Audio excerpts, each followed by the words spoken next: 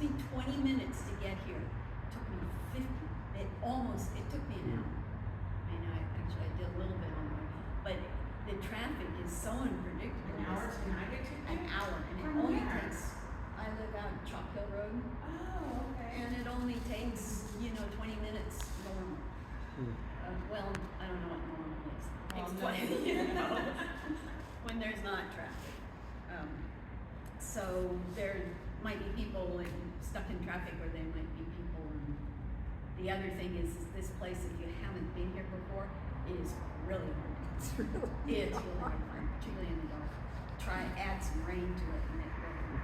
Did you guys find it okay, or? Yeah, the only reason is because I looked at the website before. And it said y'all fossil wrote, it said free. fossil free, so I was like, Yeah. okay, look through the fossil No, free. Yeah. no, Yeah. me too. Because if you go by a Google thing, it actually puts you in a parking lot a little bit down that way. Oh, And it puts you, says, you're here, Yeah, that happened to me the first time. the first time. Yeah, it took me a while to find the entrance, Yeah. but I think it might be, you think there's a goodie up on top of that? Or is there a goodie inside? She smells one somewhere. She's used to checking out the crates and seeing if anybody left anything in there.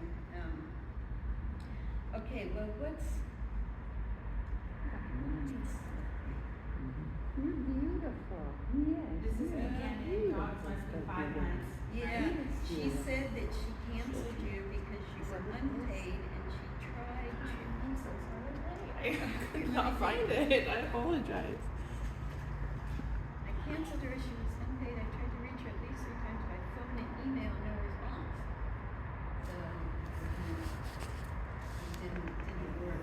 Well, you're here, and, I You sent have to it, check. I had sent a check and it was. I have another one. Okay, we'll just expand the class a bit, and we'll just hold on to that for Hold now, on and to then that. at the I end don't of wanna the lose it class, again. I'll get all that stuff and. Okay. So, and you are Sarah. Sarah. Apologize. You're not the only one who's late. I think Okay. we're still missing a few people.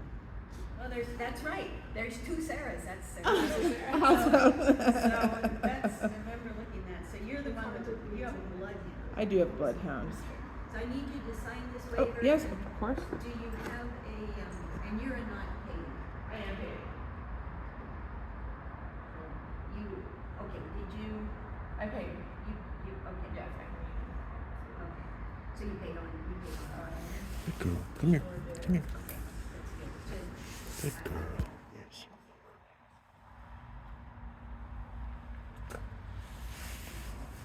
And I have his, but I left it on my table, I can bring it next time, or, and I can email it as well. The other thing Beforehand. is too, is that, what's your name? Brenda. Brenda. I think that Tony's been in touch with this lady. She seems to think she's gonna be down in COVID for a while, so we'll just put in place. So I'll get all of that painted down at the end. So we'll just change here. And this other Sarah, okay, we're still missing Chris, Rich, and Anthony. We're still missing 2, but we need to go ahead and get started. Here. Oh, here's something on the path out there. Yes. My name is Lee. I used to teach the evening classes all the time when we just had Monday evening classes. We didn't have day classes. Then COVID came along, we canceled everything, and then there's always a benefit out of, there's a number of benefits out of all kinds of things. And one of my benefits was as I started teaching the morning classes, we made more classes because we wanted fewer people in each class. And I really enjoyed not driving in the night with traffic. I don't have to go anywhere with traffic. And I was telling these early guys that it's a 20-minute drive for me and it takes me an hour when I come in the evening. And even Cloudy she thinks that this is dinner time and why the heck are we sitting in traffic somewhere? So she's been coming to class for 14 years now. And my previous, I think, 4 dogs before her came to class for 14 years. So I've been at this, well, through countywide for quite a while and through just general dog training since a long time ago. Since when dog training was really very severe and commanded obedience, and boy, no ifs, ands, or buts. Basically, we taught the dogs that these are all the things you shouldn't do, and so just try and figure out when you're not being hurt. That's what we want you to do. You know, luckily, I was never quite that. As far as I'm concerned, I was never quite that harsh because I've always had Shelties, and you couldn't bang around quite that much. They just quit. So when I was first training classes up in Arcata, I had my first obedience class. I was all charged up to teach people how to put CDs and, you know, obedience titles on their dogs. And my first class was a wolf hybrid, 2 coyote hybrids, and a bunch of giant guard type dogs that were chained out all day on their chains. And I couldn't figure out how come with putting the choke chain on correctly and really giving the jerk at the right time, why we couldn't teach these dogs to walk on a leash. And if I had known then what I know now, of course that's always you know, we could have taught those dogs some things. There's a number of them weren't actually dogs, they were hybrids, and they would have even learned better than so yeah, dog training has come quite a ways. We're lucky. The dogs are really lucky. The dog training has gone from a military-based, not sport, but well, it started into sport, but military-based training to now scientific behavioral type training, and we've really learned a lot from it, and it's really quite fascinating. So let's introduce ourselves. Start over here with you guys. I want to hear from you a little bit about your dog. It's kind of interesting how old they are, and why you're here in this class. What do you want to get out of the class? So come up to the front and do a little regular little speech one. Since we're sharing a And dog, introduce both of together. yourselves. Yes. I'm Megan, this is Fran. I'm Bill. We have a rescue, they said lab mix, but she's actually 90% Great Pyrenees. So Okay. we have no idea what we have, what kind of. She's 90%. 90%. She's not that huge. I mean, No, she's not. She's very slight. And she has short hair. And she has short hair. She's white. Her name's Betty White. He named her. I love it. And we've been through 2 sessions of intermediate. And Lee said at the end of the last intermediate, I think Betty needs to go to beginning Oh. because. Did I say that? Yeah, you said there's some things in the beginner class that she missed, and you thought it would be very beneficial. And we also had a person in our class that said that he agreed with you. So here we are in beginning, and she can do basic commands, and she has some behavioral problems with other dogs. She's reactive. She's not an attacker. So we're trying to figure that out. She also doesn't come when she's called if there's something better than us there. So that's what we're working. That's what we're all working on. Yeah. So, yeah. So you know, and not jumping when she meets people. So those are beginner. The beginning things. You can never get, I wish that we didn't call this class a beginner, because it really should be basic dog training, and you can never get done with the basics. I mean, there's always more depth to it and more practice you can put into just the basic training. So we're happy to be here with Betty, and I love these classes. I'm trying to shock him into coming. I'll just add that the dog that we had before Betty, we had for 15 and a half years, was a Labradoodle, and she was just so easy to train. It's like you tell her things one time, and she got it. So she made us. So I kind of felt like I know how to train a dog, and now we have Betty White, and I don't know anything. So we've got to figure out some new tricks. Yeah, okay. And you are, let me get him checked in here and you can, yeah, you can check. Okay, right up here. You got a little dog in the room? Yes. Good. Go ahead and just grab a chair.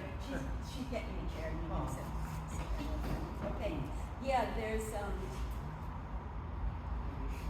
you learn the most from the most difficult dogs. Cloudy, I learned a bit from her, but she's the last dog that I got from my mom. And I've always had dogs from my mom. 70 years of dogs, and I've never got one from anybody other than my mom. They've been perfect since day one, you know, as soon as they were born. So then I went out and I had to get another dog because she was the last of the line, and she's not the same.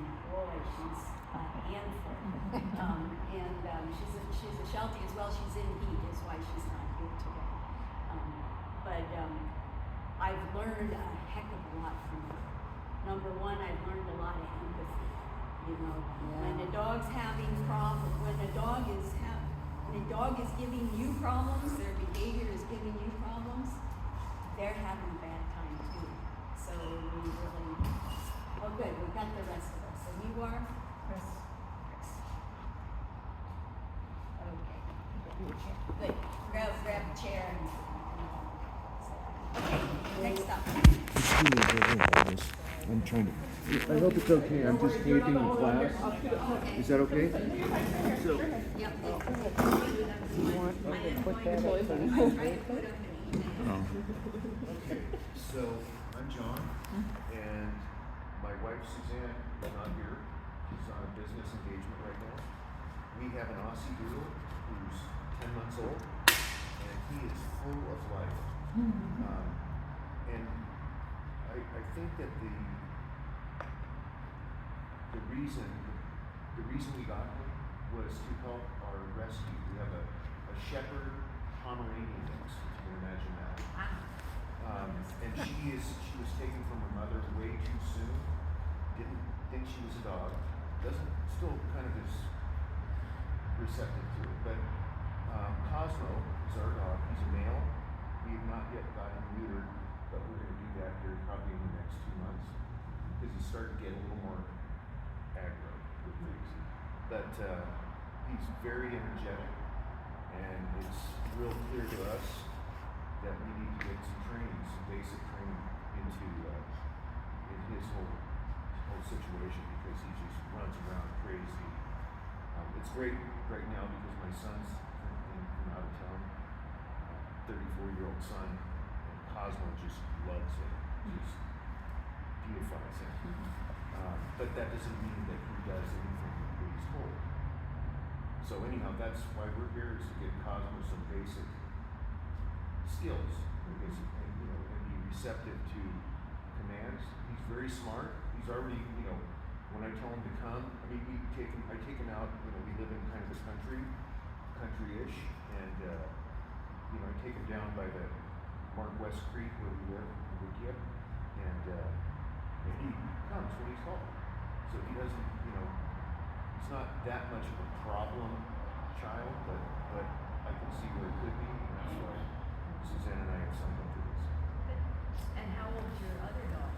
She's 3 years old. Oh, so and she's young she's, too. yeah, Bella is 3 years old, and she's. Is she little? Is she Pomeranian size No, or Shepherd no, size? they told us when we got her from the rescue down in San Diego that she was going to be 20 pounds, and right now she's pushing 94. Wow. Oh my God. Yeah, they did. Anyhow. Oh my. Keeps me keeps us honest, right? I'm Sarah. I have a 5-month-old. She's 50% bloodhound. She's a rescue, Thanks. and then the rest American Bully is the DNA. And I thought I kind of had everything down with a 6-year-old rescue Akita Shepherd. And kind of like you guys, like, he made me look really good. He's the best dog since day one, and I felt like I had everything answered. And she's really smart, but she's everything we've read about bloodhounds, that they kind of do, but they're really smart when they want to listen. They're totally there. So, you know, the simple things of eating things in our backyard, digging, you know, she just doesn't care to listen to us. So I feel very like I'm a first dog owner almost, because I feel like I have no answers to a lot of things in behavior issues. So yeah, I'm ready to make her the same as our 6-year-old rescue. So she's pretty young, she's just 5 months. Yeah, we had her, we are at 11 weeks. So yeah. How big is she? Right now she's 40 pounds. I think they guesstimate like 60, which would be probably pretty standard. And we take her out everywhere, and she's pretty well on the leash, but off the leash. I don't trust her not to come. Is she purebred? No, she's a rescue. She's we did the DNA. She's 50% bloodhound and 50% bully. So you're up next, Chris, and we're introducing ourselves and our Okay. dogs.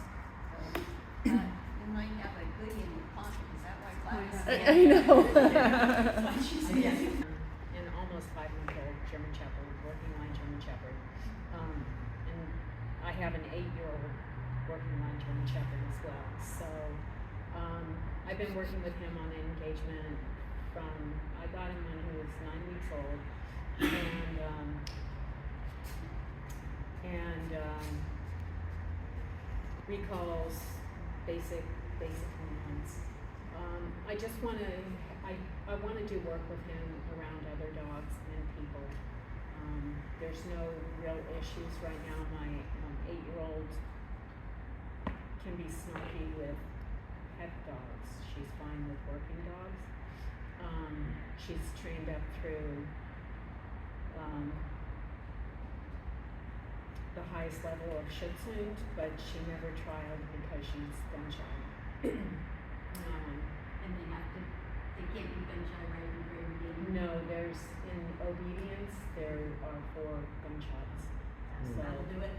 yeah, so she's profoundly gun shy.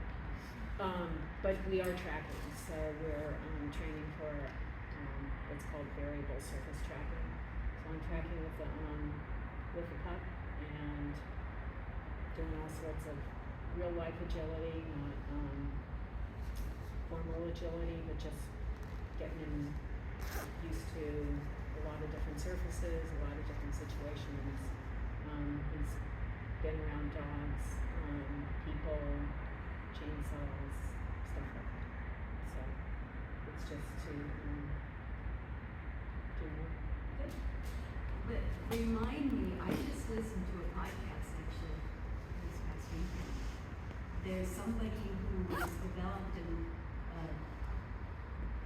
gaming console that goes to your television or something for gun-shy dogs. It was I'll show it to you. Yeah, Yeah. there's also a CD. Well, this was an interactive thing. It was extremely interesting. You should listen. Yeah, I would just love to listen see it the because there's podcast. an interesting thing with doing kind of kennel calm music, and then as time goes on, gunshots are interspersed in the music. So that very end, it's the same rhythm, but it's just gunshot. So, but Yeah. she's too old. You know, I'm not gonna. But you should listen to this thing. Yeah, It's called, I'm interested. It's called Doggo or Doggo or something. I'll show you. Cool. Remind me. Yeah.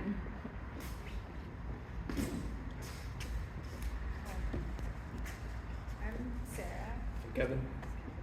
We have a 14-month-old standard Schnauzer named Baker, and we've been doing a lot of training with him with someone in Santa Rosa, but I really want to start working towards doing rally with him. So we're kind of starting from the basics, and yeah, we kind of want to get into some dog sports, maybe do a little barn hunt in the future. He loves to sniff everything. But yeah, he really likes other dogs. We're working on him being like kind of more neutral, like working on neutrality. But yeah, he comes everywhere with us as much as we can, and yeah. Yeah, we've had him since he was 8 weeks old. Yeah. But yeah, I mean, I would say he knows like a lot of basic commands, but this will be good to work around other dogs because we do a lot in the house and in the field and with like one dog, but a group of dogs. And we used to do that, but we don't do it much anymore, so it'll be good practice for him because he loves people and dogs.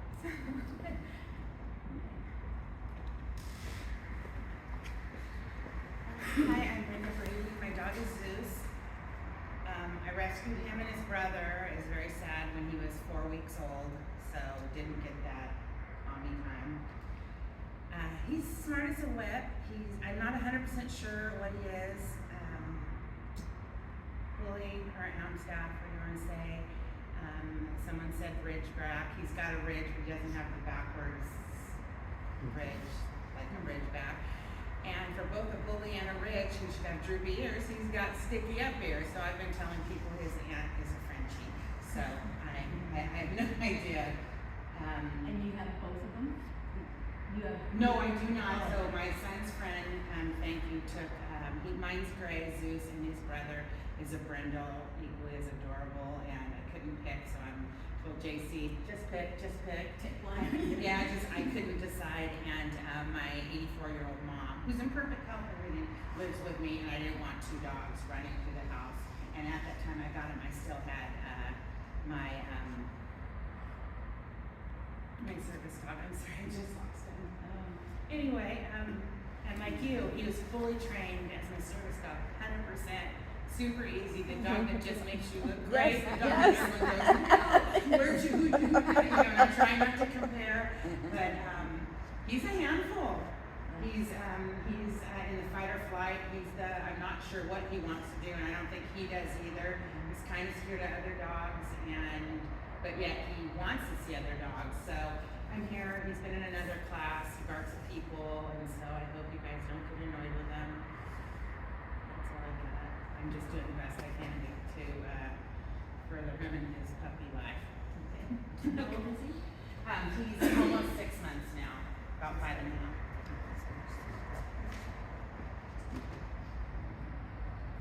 I'm Anthony, and my dog's Rue. And sorry I was late. It was a little challenging finding this place. Not the only one. Yeah. I had a feeling.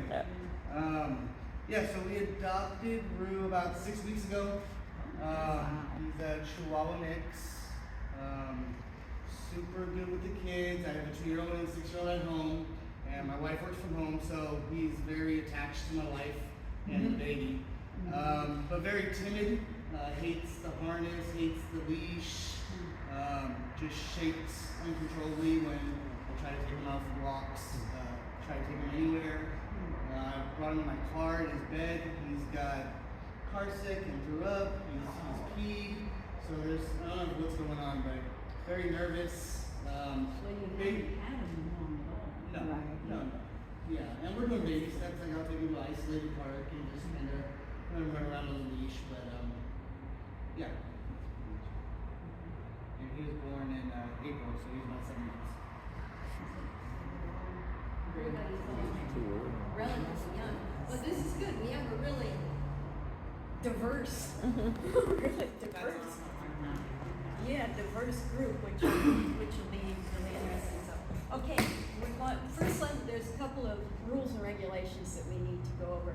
The parking, I don't know where everybody's parked right now, but the parking here has gotten kind of dicey since we've started to have more classes and things. It used to be in the evening you could park anywhere.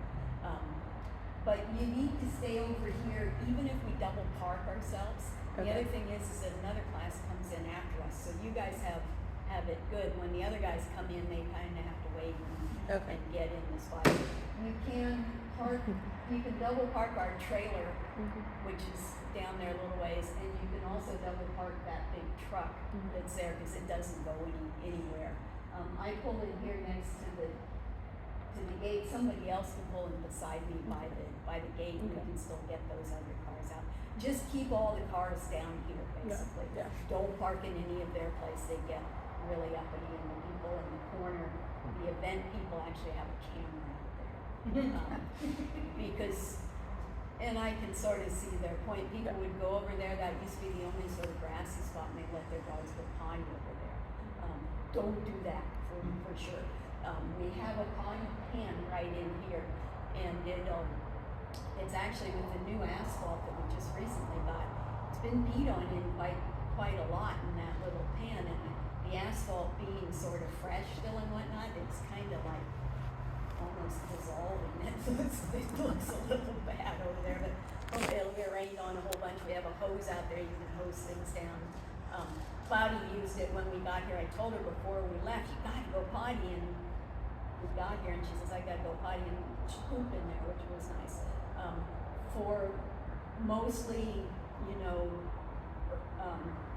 rural type dogs, which all of our dogs are, they don't live in the city, they don't have to pee on the curb, It's a hard thing for them to do once they get past.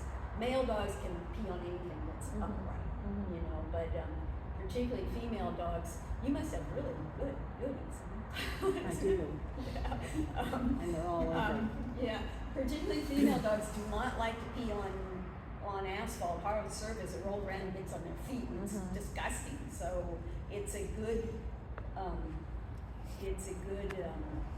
thing for them to be able to do, to go potty on cue in a strange place.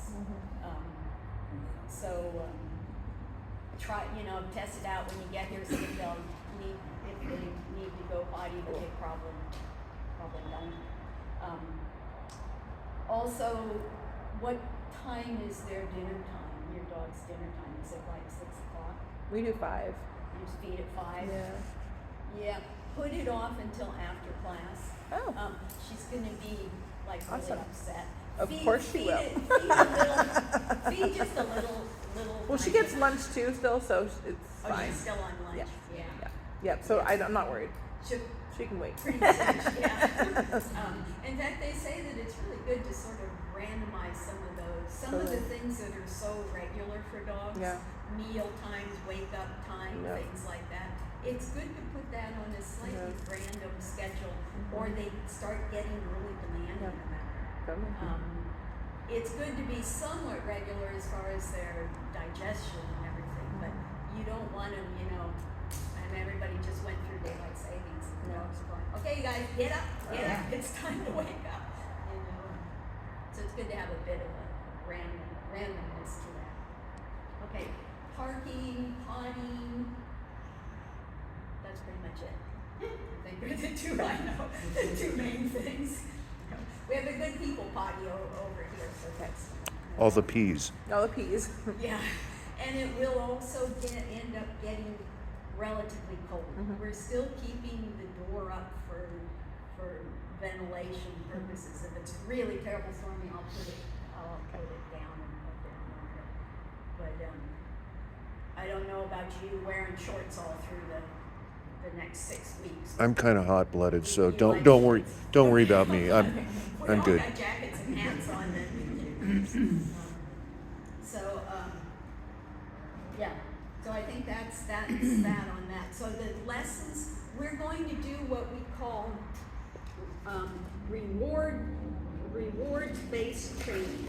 So we are going to figure out some rewards that our dog thinks that our dogs like, and we're going to use them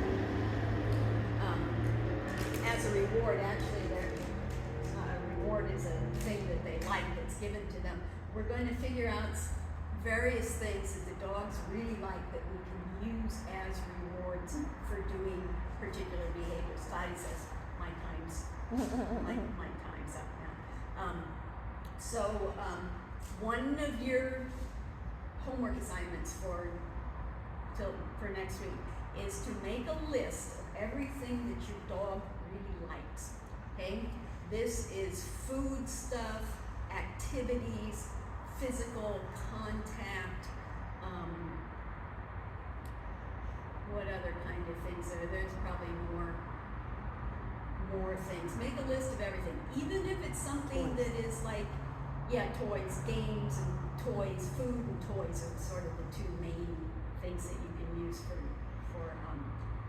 for training rewards. But you can also use something like even an activity, let's say they super duper just love to chase after your other dog. Well, you can do this kind of stuff, and now you guys can go out and play.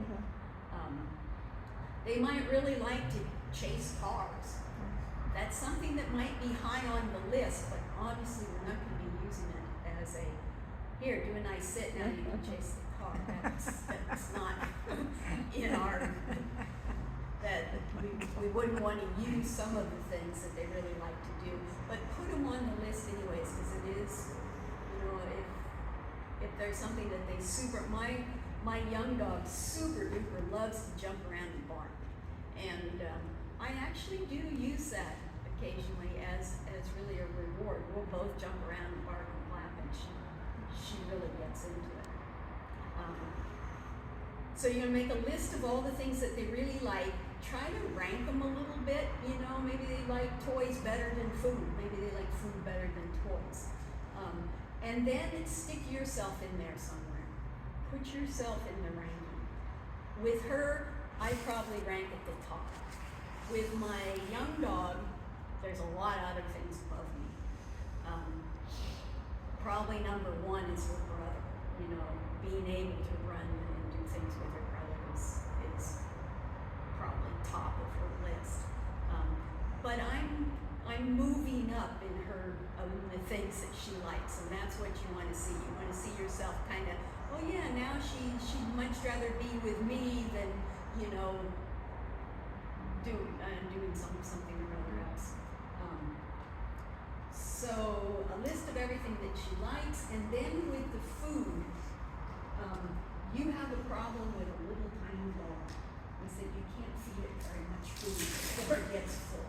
So you're gonna have to, when you're using food on things, you want to get the best quality that you can get. In fact, we have a number of dogs that are sort of, no, we have some mostly pretty good sized dogs, I guess. I like to, rather than go to the treat department, I go to the really expensive food department and get some of the raw or freeze-dried. Freeze-dried are a little problem, but get some really high quality food that it's cheaper in the long run. Even though something like this costs you, like $40 or so. There's a lot in here, and they're small pieces, so you want things that are small. There's also a heck of a lot of things that you can make.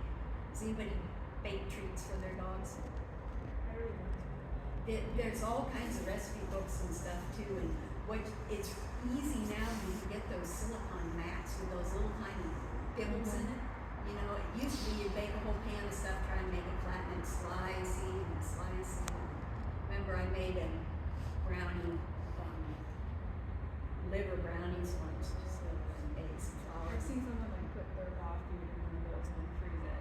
Yeah. And my mom came down and she thought they were little chocolate brownies things because they had flour on the top that looked like powdered sugar, and she tried one and she,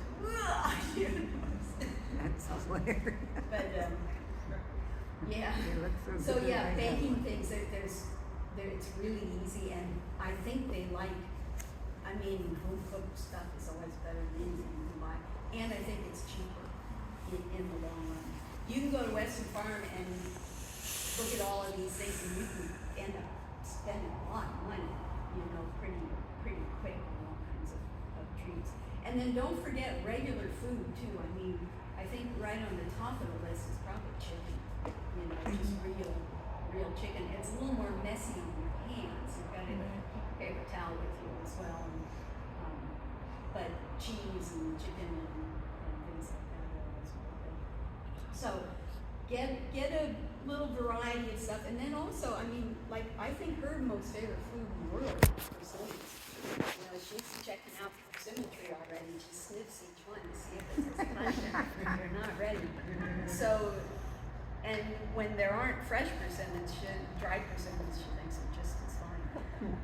Most dogs really like a lot of kind of berries. Blueberries are really nice, but they're kind of limited. I mostly keep them for myself. Yeah. How about nuts? Are nuts okay? There's a number of nuts that are not good for them. You'd have to look those up. Gotcha. I give them, I don't know, she does get, I give her some walnuts, just walnut pieces. I think cashews aren't super Cashews bad. are But I think not like super- almonds aren't great, and like yeah. Okay. Look them up. There's some nuts that aren't as good for them as Alright. other. But I think a little bit of anything. I mean, they say acorns are not good. She cracks out and eats acorns. She's been eating them her whole life. Oh my gosh, mine does too. So funny. Yeah. She cracks. She only starts eating them later through the winter after it didn't rain on them for a bit. She seems to like them. Okay, then you're gonna take these number of different things, and then what you're gonna do is a little test to see which things they like better. So if I show her this, and then I show her this, and I don't let her have, which one do you want? Really, you want the Charlie Bear? No, I think you probably, she says that one's pretty good. She'll still eat this one. You know, hold on to both of them for a while until she kind of sticks to one. She says, no, I really want this one. They were almost sort of equal. Sometimes you show them one, you show them the other one, and they go, no, I know, don't worry about that one. I really like this one. And that would happen if I had, you know, chicken and something or other else here. She would definitely go, you know, the chicken is much better. And sometimes you can't always go by the expense or the pictures on the, you know, on the cover. Sometimes you're showing something that's really expensive. They go, nah, I don't like that at all. You know, they might not like anything fish or something like that. So find out what they really like and rank those, because what we want is we want to have some variable reinforcement things. So if they're in a really difficult situation, you've got $10 treats. You know, if you're at home and nothing's happening, you've got 2 bit treats. You know, you can just use whatever they'll eat. But then also when some of the things that we're doing, I want 2 values of treats. One value for part of it and the other value when they come back to you. Okay, ranking of all that things, I gotta check my list here. Okay, the other lesson that we're going to do, is a thing called a collar grab.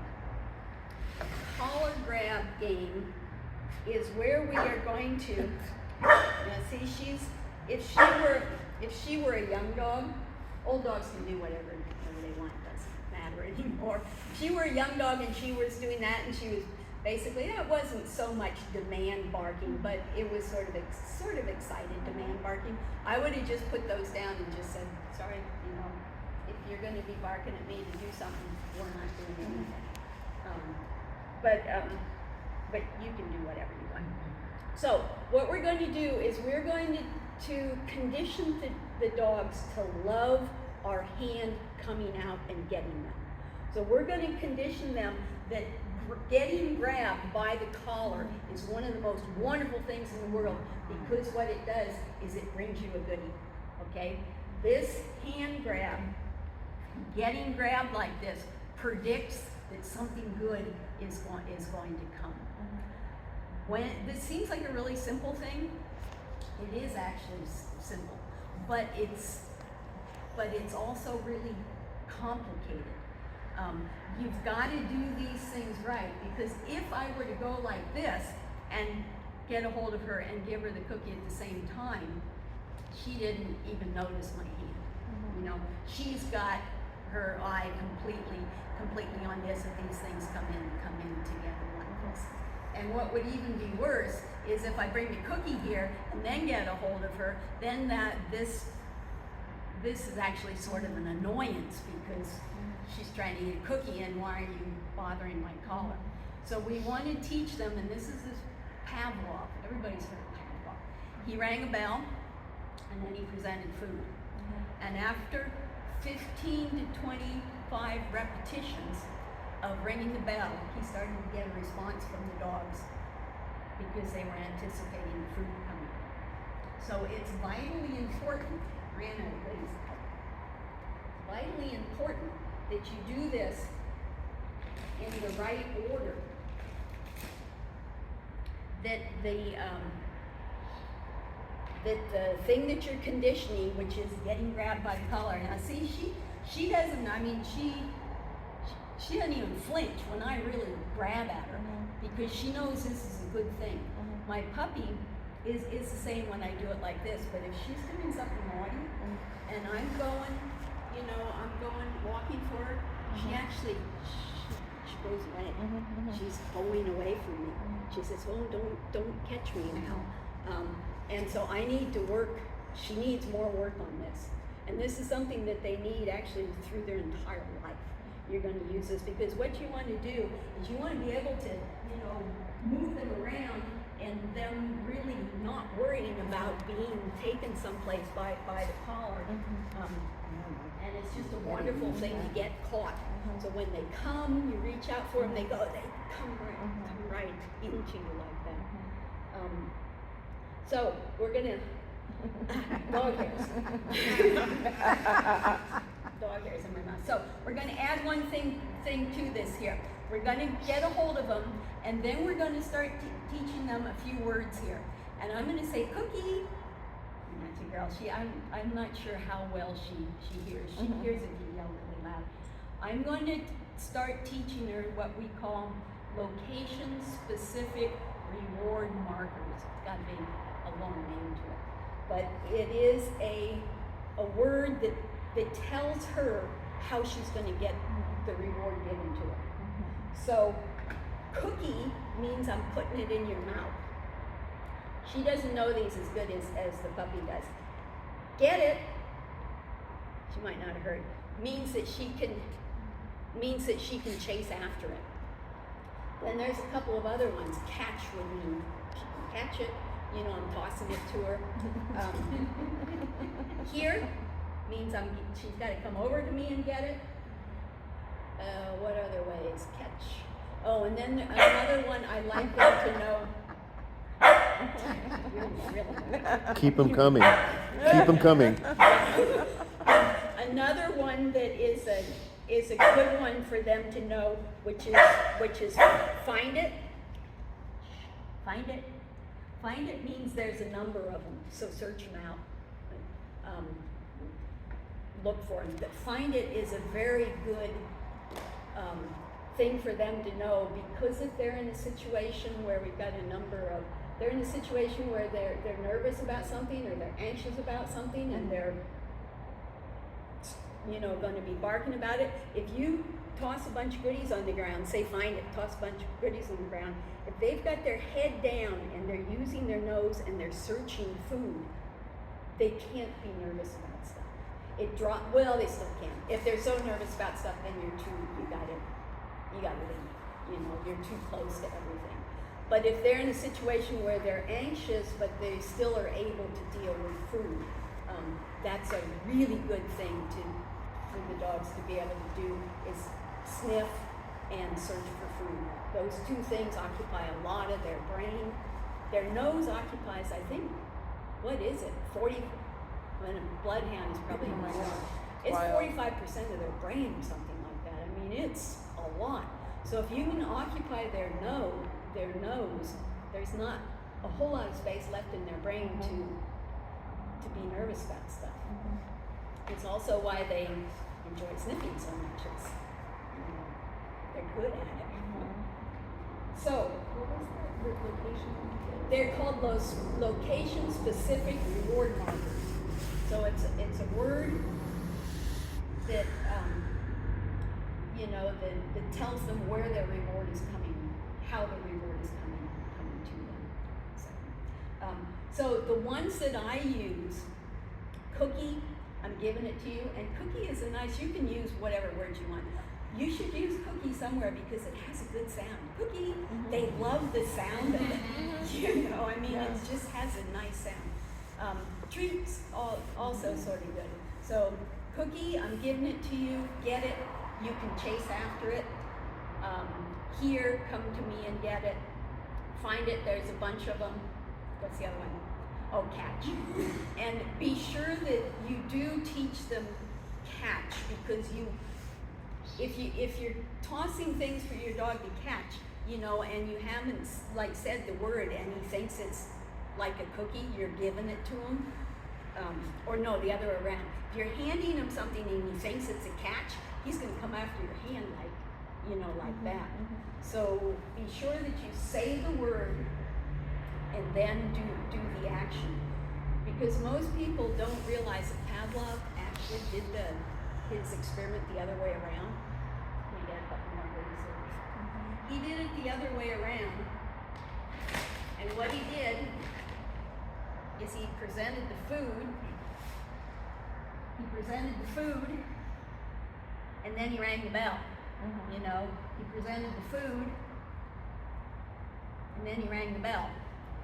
After 200 tries, he got no response to the bell. He rang the bell by itself, no response. Dog didn't respond.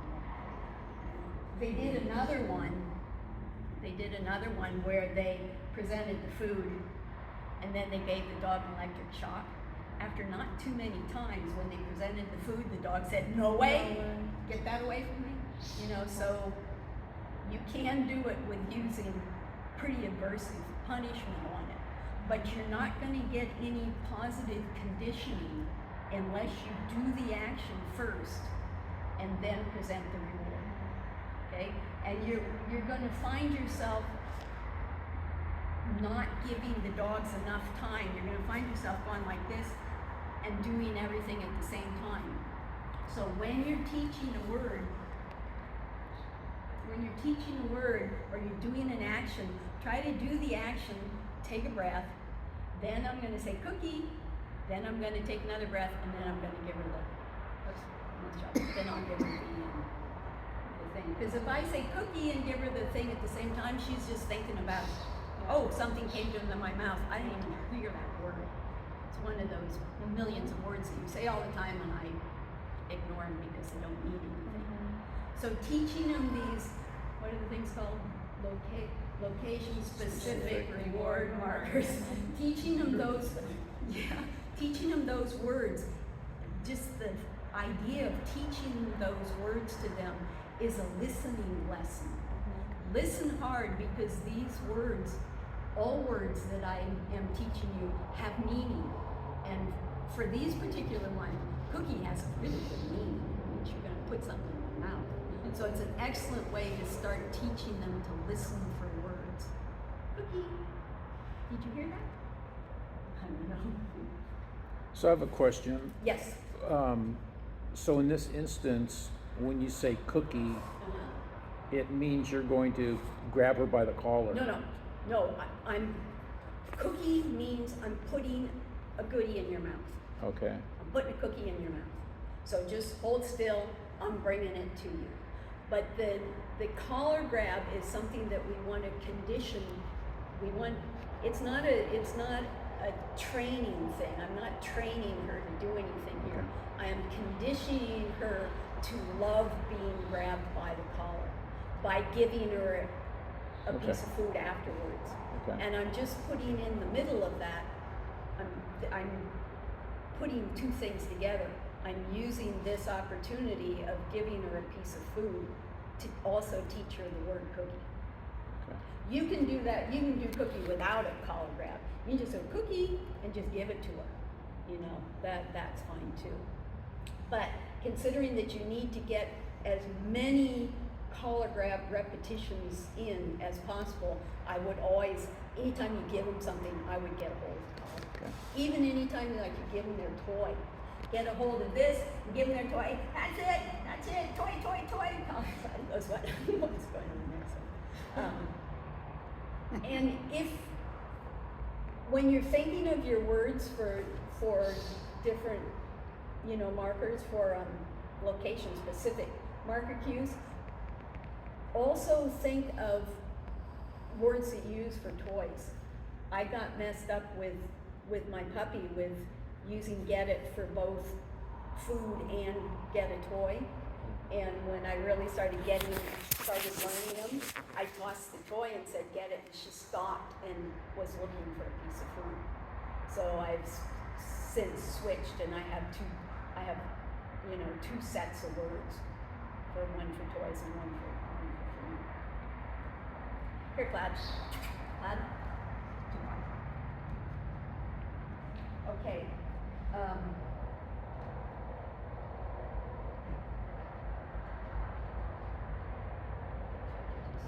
Okay, we go from 6 to 7.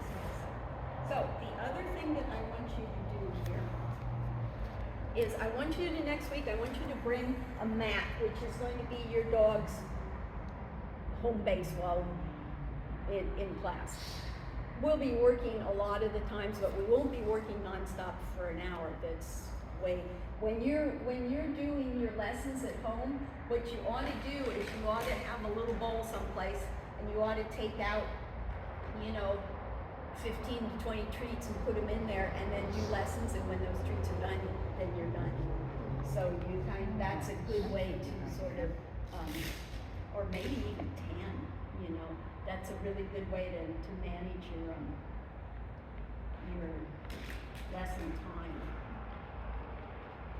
Okay, what we're gonna do here, class, what I want you to do on this other lesson that you're gonna be doing, you're gonna check and see what kind of goodies they really like, and then you're gonna think of all of your marker words, and then the other one I want you to do here, let me see, let me put this over here just a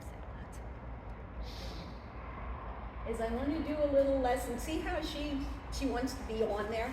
There's been a lot of good things that's happened there. It's like going to a nice restaurant, it's comfortable, there's been really good food there, and you kind of are drawn back to wanting to go there. So this is what we want to teach them, is that this spot is a really good place to be. And one of the ways to do that is I'm going to get, I don't know if these are really two different value treats here to her, but I'm going to get her off of her bed here. Come here, class. I'm going to face towards the bed. I'm going to be pretty close to it. I'm going to have a goodie here, and I'm going to say, get it, and I'm going to toss it on the bed and let her get it. As she's eating that, I'm going to call her name, Cloudy. I'm going to step back a step or so, Cookie, and then I'm going to give her a better one over here. So what we're doing is she's chasing, turn around, Clouds, I need you to look this direction. She's going to chase a goodie onto her bed. Cloudy, get it. Cloudy, that's a good girl. Good girl. And then I'm going to call her to me and give her a better one. You can call them. This is also gets her keyed into just her name.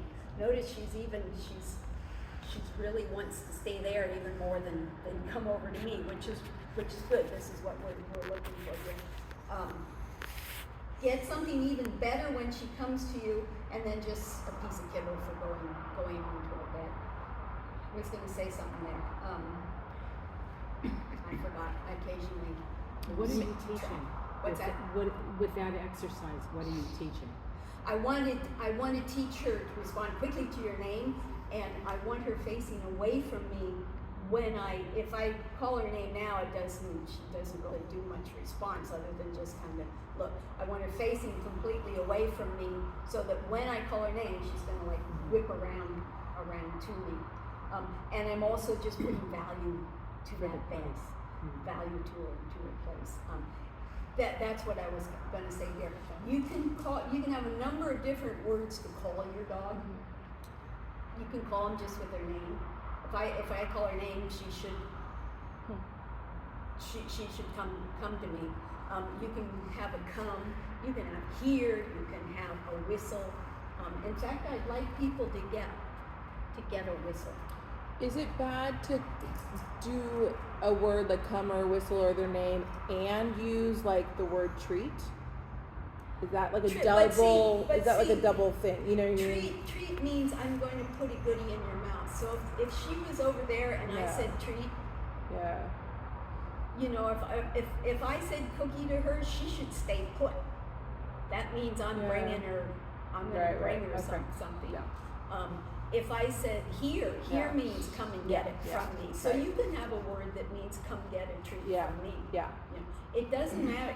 You can have a lot of different words for come, Yeah. which is really good. Right. But you should save this Yeah. for like you should practice it a lot, but you should save it for emergency kind of things. If I just say cloudy, you know, and she doesn't like pop right on cloudy, let's go, and then she comes. But if I blow this whistle, I want her to, whatever she's doing, drop it and Yeah. race to me. Totally. And so every time I use a whistle, she gets top notch. Everything I can find, even if it means we have to like run into the refrigerator and pull something out. So it's always always heavily working. highly rewarded. The emergency kind of come. Makes sense. And get yourselves a whistle. We don't have as much time in this class, but let's do work on whistle recall. I think it's really, really important. Blow the whistle kind of lightly. This is like really loud. This is one of the 5 hills away. You can hear it, you know. Blow it kind of lightly and see if your dog freaks out about the sound. You know, Yeah. you don't want that to happen. Do you do whistle? I don't. Whistle recall? No. Yeah. Can anybody whistle? Yeah. Can you? I think I've heard. Yeah. But my lips are getting old now, you know, but it's not 100%. If you can do one of those loud whistles that's as loud as this, that's the best. You know, because when you go out, you gotta take this thing with you. You know, Yeah. if you forget it, you don't have it. And is something like that better than like the dog, like that silver? My parents have like the silver dog whistle, you know. And a silent one. No, it's Oh, not. It's just okay. not very. They have like 5 acres, and so like they do use it as an emergency backup, but it's not. I don't feel like it's super loud. I'm like sometimes But I'm like maybe it's really the depending on right- how far away he is, can he hear it? Their dog, so I wonder. If they might have it set up so it's the right frequency for them Okay, to that would hear. make sense. But I haven't. I've had a lot of people have no luck with the silent ones. Yeah, no. No luck with what? The It's silent some- ones. It's some frequency that Sound we right. can't hear and the dogs apparently can, but it doesn't seem to work as well. Yeah. But when you blow this one, you gotta, otherwise you hurt your arm. Does that have a Just a little good ball whistle. in it? So it makes, yeah. Yeah, So, I know. yeah. so will the dogs be expected to be on their place bed or Bring graded? your place bed along with you, and we'll just kind of, you know, when we're sitting and when we're relaxing or listening and stuff, you can just kind of drop some treats in there and show them this is good time. Yeah. I think we got through everything we still have a minute or two. Do we have questions? Are there's like standard? I know like every class is different, right? Because every dog, you know, grouping is different. Is there like standard like commands that you like? Are there 5 standard commands that you like make sure you cover, kind of thing, like that kind of thing? We're going to try and call them cues. Cues, okay. A cue is a word that she can offer a behavior. Yeah. You know, a command is like, Yeah. or else. Totally. You know, I command you to be obedient to Yeah. me, and she's my best friend. You Yeah. know, I feel like I want to talk to her like that. You know, but I want to teach her such that she really wants to do what I want her to do. We're going to work on sitting down and stand. You know, the position cues. Totally. Come Yeah. and leash walking Yeah. are basically the main things that we work on. So we do need leash and collar of a you know, standard. This is a wee bit short unless you have a pretty tall dog. Need a leash of a little more length than this, something that holds nicely in your hand. This is way too big for her. And a collar, the only kind of collar I really don't like are choke chains. They really are dangerous on the dog as far as ruining their neck. If you need something heavier duty for control of your dog, I prefer to see them on a prong collar. They don't damage the neck. There's Is your preference though just a normal collar? a normal collar, Yes. and actually what I like on a normal collar is I would prefer, because I don't like the collars to be sitting too terribly tight. See, that'll come off of her Yeah. head. Yeah. So if she wanted to, she could back out of this thing, and then you end up with a leash and collar and no dog. Yes. That's a sad situation. Yes. Look at all his hair here. So this is what they call a martingale collar. So it fits on loosely, but if she pulls, Yes. if it pulls, she can't get her head out. So of she this. can't pull out She of can't. it. It's She just gonna can't get tighter. out of I like this. that. Okay. It's not meant for choking her. No. It's just that if this collar was on this tight such that she couldn't get her head out of it, it's just a little too tight for everyday wear. So, and then also there's so many different kinds of walking harnesses now that can be really good. The front clip ones are really good for not pulling. What kind of you've got leash? We have a retractable leash with a body harness. A body harness, yeah. For training, get just a little tiny, just long leash, not the retractable version. And I'm going to